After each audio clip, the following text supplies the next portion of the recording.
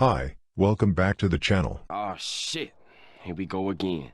It's been a few weeks since I uploaded anything, so let's get started on the frickin' backlog.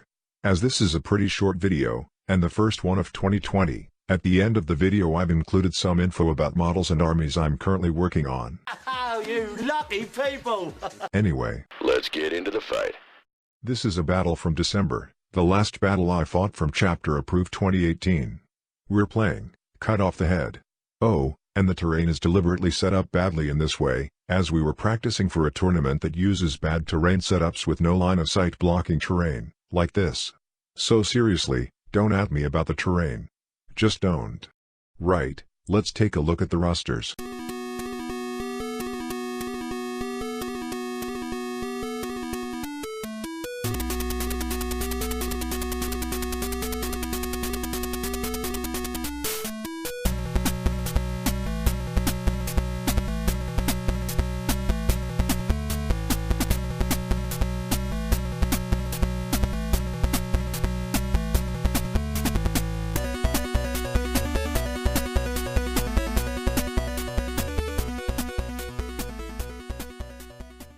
Knights get the first turn. Both of the big knights actually back up from this position, rather than going straight for the central objective. I think the Crusader is his warlord, but to be honest I can't be 100% sure, and it doesn't really matter. The Valiant is out of range with its scary guns, so I mostly just have to weather shooting from the Crusader and Helverin. Their shooting is effective but not too devastating. They wipe out my small unit of 2 jet bikes, and kill 2 bikes from the large frontmost unit. My turn 1. And I feel I have to go for the throat, really. Due to the nature of the mission, I have to try for the central objective, which means entering the death zone of the Valiant's nasty flamer weapon. I therefore decide the Valiant's the biggest threat and has to die. My Farseer brings up the rear and stakes his claim on the objective. Psychic is effective, with the Valiant getting jinxed and the Crusader restrained, and wounds being put on both with smites and whatnot. Magic missile! Magic missile! So in shooting, I pour absolutely everything I can into the Valiant. I think because he moved back so much, not all of the bikes can even get in range, but most of them can. When all's said and done,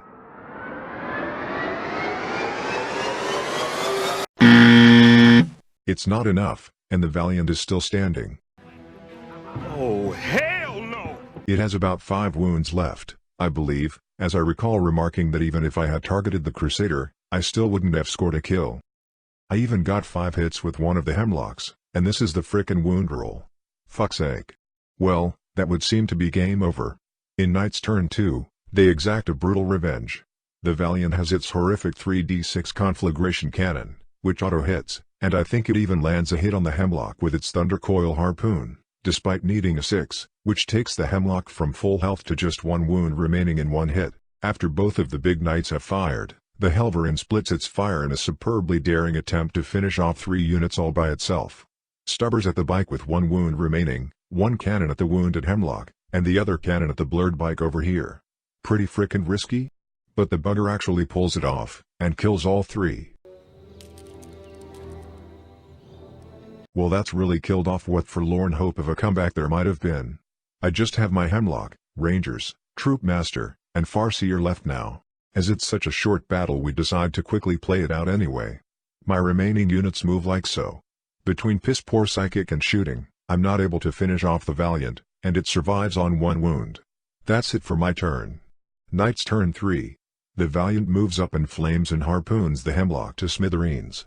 The Crusader then kills the Troop Master, who I think had 2 of my intel points, not that it frickin' matters now anyway, and does 5 wounds to the Farseer.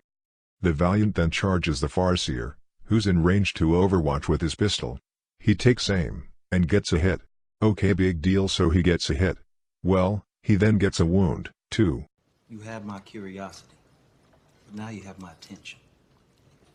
Well, look at that, the Valiant fails its save, and he's out of CP. The Knight collapses in a smoking crumpled wreck. That still only counts as 1! Well, at least I managed to kill something finally. Next turn, my Farseer is slain but comes back to life with the Phoenix Gem, before being brutally dispatched for a second time.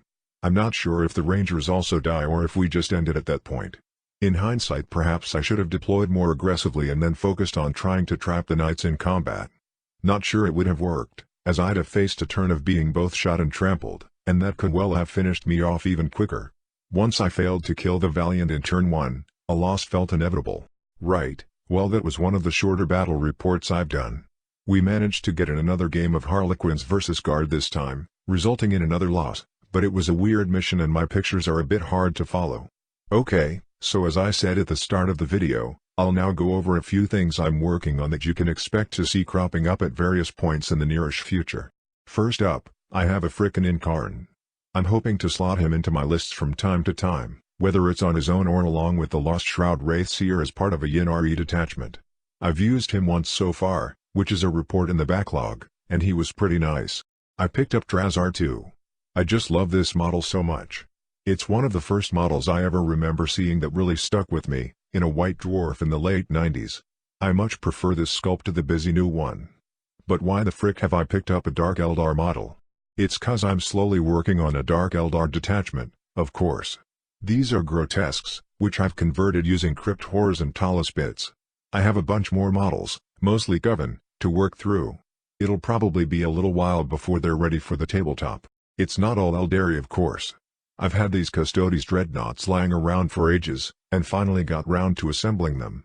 They'll join my Telemons in a list at some point, and I've almost finished 6 Sagittarum Guard, just the bases left to do. They'll provide me with a bit more flexibility in my regular Custodes lists. And that's not all. What the flippin' heck? Yeah, like pretty much everyone I had a bunch of Space Marines gathering dust, so I decided to paint them up, and once I settled on a paint scheme they turned out to be some of my favorite models to paint ever.